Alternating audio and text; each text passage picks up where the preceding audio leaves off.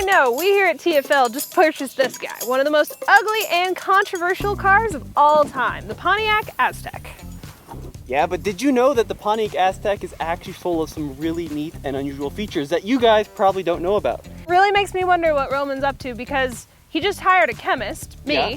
and he also bought a Pontiac Aztec.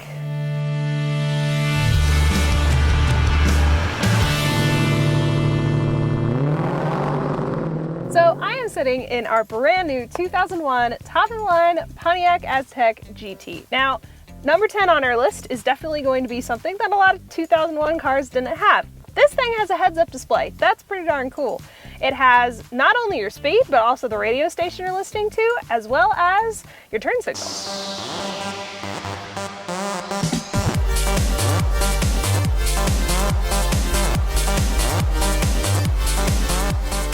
GM marketed the Aztec as something called an SRV, a sport recreational vehicle, and it is, I quote, a cross between a mid-size sedan, a van, and a sport utility. But there's one thing for sure, it's based on the Montana minivan, albeit shortened, and it's built to hold a lot of stuff. Number 9 on our list is this rear hatch, which is made out of 2 pieces of glass, much like the old Honda CRXs back in the day, both of which are heated. That's pretty neat. Number 8 is this, and it makes it one of the ultimate tailgate vehicles ever made, I think. It's a tailgate with built-in seats and cup holders. How cool is that? But of course, there's gotta be more if you wanna make the ultimate tailgate vehicle, and that is the rear-mounted speaker system, which is completely adjustable from back here with Seek AM/FM presets, and it sounds pretty good to boot. So, say you're out tailgating. Well, you're gonna need a place to store your cold beverages. So Aztec has you covered. In place of a center console, this is a fully insulated removable cooler. And as you can see, we have our cold beverages here. And it also doubles as a CD holder. 2001 was quite the time to be alive.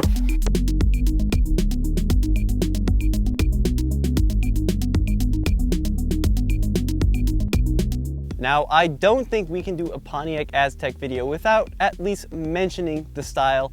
And the style is something that's going to be very subjective person to person. But interestingly, on the last Aztec video we did, a lot of you guys like the way it looks. So if you do like the way it looks, comment #WaltersRide in the section below. I'd love to see how many of you guys out there actually enjoy the way this vehicle looks. We have this unique headlight design where the headlights are separated from the turn signals. It's very polarizing, kind of odd, but there's a lot of new vehicles today that do this as well. Think about the Jeep Cherokee and the Nissan Juke.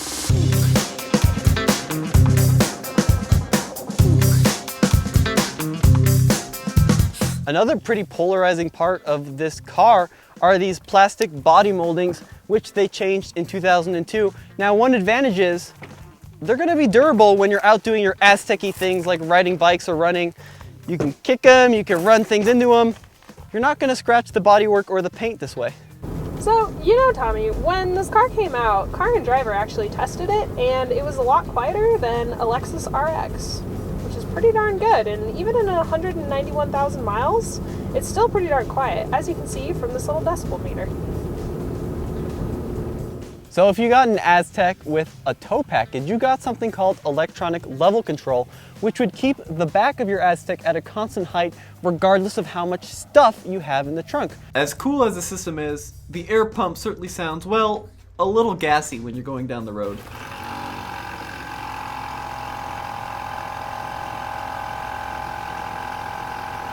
So also included in the tow package on this lovely Aztec is something that is pretty darn neat. We have an air compressor right there for inflating, you know, bike tires, balls, air mattresses, all of the active things that GM intended for you to do with this vehicle. This actually was intended to be quite the recreational vehicle.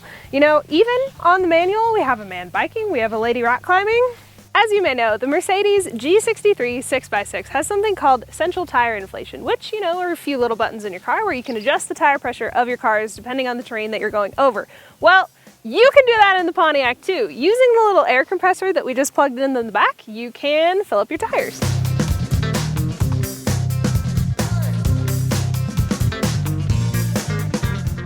It's time for a number 1. Number 1, huh? Is that what I think it is? Yes, it is. Oh. Guys, if you don't know what this is the Aztec Tent, something that this car is infamous for. It goes over the back hatch. Well, why don't we show them? Yes, we actually ordered this just for this purpose. We're very excited. Yeah, and we don't know how to put it together, No. and the directions are bad. Yeah. Because we don't have them, and time lapse, go. Ah!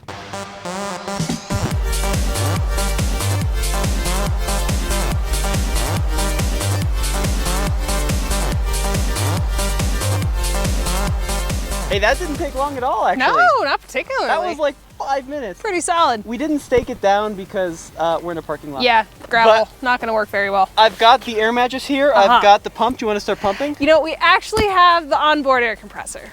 Oh, score. Yeah. Okay. Yeah, Well, yeah. let's show them what it looks like inside. Yes, definitely.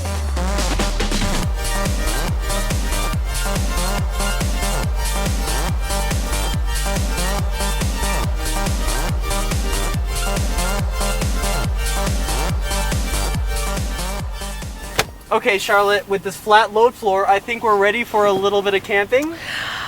Sorry, Tommy, but I still prefer my boyfriend's BMW E30.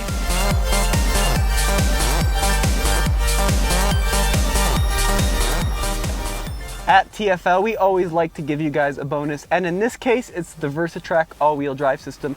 Now, it kind of works like a Halodex, where you've got power to the front. If they slip, it sends power to the back. However, it's more complicated than that, because there's a twin disc setup in the rear differential that sends power to each rear wheel depending on what has traction.